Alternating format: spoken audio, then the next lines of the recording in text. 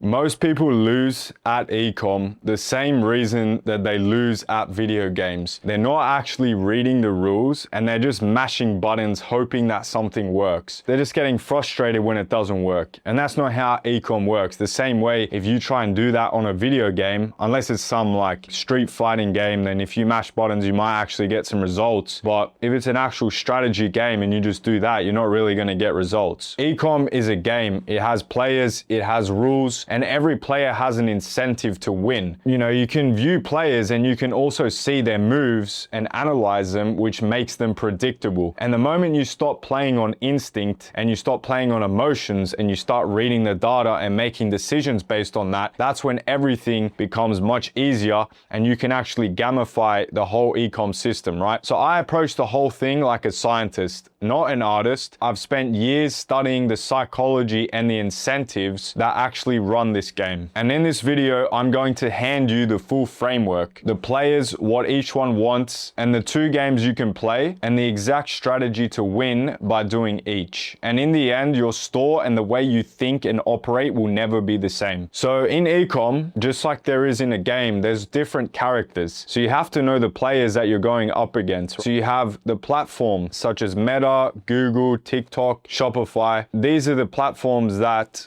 they host your brands or you advertise on there. They're essentially what decides if you get good traffic or not. Obviously, you know, it's all about creative, blah, blah, blah, but for this explanation, that's what we're going off. Then we have cold traffic. So passive buyers, the people who see your ads but never buy. They're not your customers, but at the end of the day, they still affect the game. Then we have the active buyers. So these are the people who actually buy from your brands. These are the one with the actual pain point of what your product is trying to fix. And then we have your competition. So your competitor brands, they're selling the exact same product, but maybe they're marking it a little bit different. And then we have the incentives. So this is where the whole game cracks open because no player can outrun their incentive. So what the platform wants is profitable spend. If you're running on Meta, TikTok, Google, what they want to see is good spend, and they're going to reward you for the more purchases you get. That's usually how it works. And obviously if you're doing subscription and they see that you're scaling on a lower ROAS,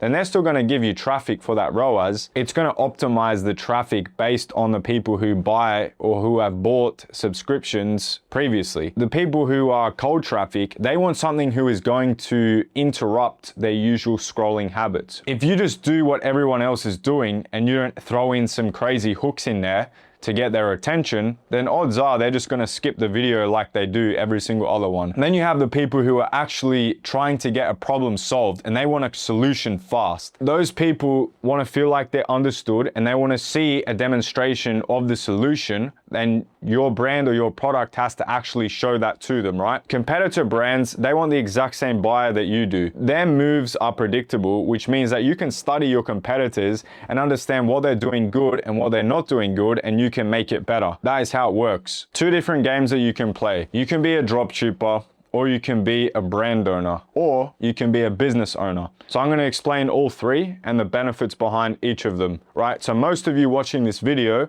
are a dropshipper or a brand owner, and I'm going to tell you how to think like a business owner and why thinking like a business owner is far better than the other two, right? Because it ties into your identity. A dropshipper is someone who gets a product from China, they upmarket and they don't even bother to put their label on it. They just stick it on their website, get some sales. There's actually another one, sorry. So it's branded dropshipping, right? So that one is just dropshipping, but you're just slapping your product label on it. Then there's brand owner, which you're getting the product, the same one. So you started dropshipping, go to branded dropshipping, and then you start a brand. So you get a trademark, you get the product, you make the formula better, you get a custom design, you start getting your own creatives, you start getting onto Amazon, onto TikTok Shop, onto all these other different channels, and that's how you go a brand. And then there's a business owner, and this is all mental. So a business owner, it does all of those things, but on top of that, it builds a team and it builds the systems and it thinks in terms of business, not in terms of, oh, I'm a dropshipper, oh, I'm a brand owner, because then you're thinking like a business owner.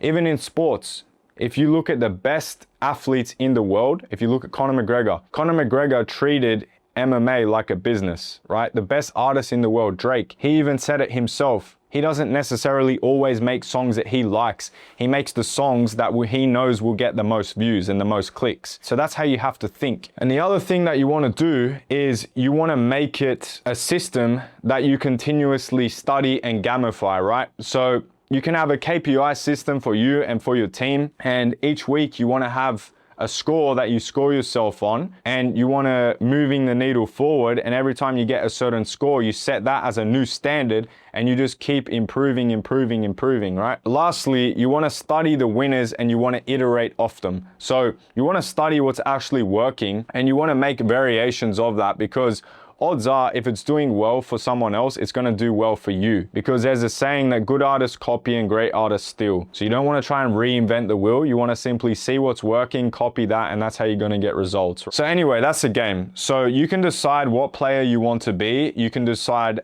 how you're going to think and how you're going to operate. At the end of the day, what I've seen time and time again is that people who think like a business owner and act like a business owner from their identity are the ones that get the most results. But at the end of the day, the choice is yours. Thank you guys for watching, and I'll see you in the next one.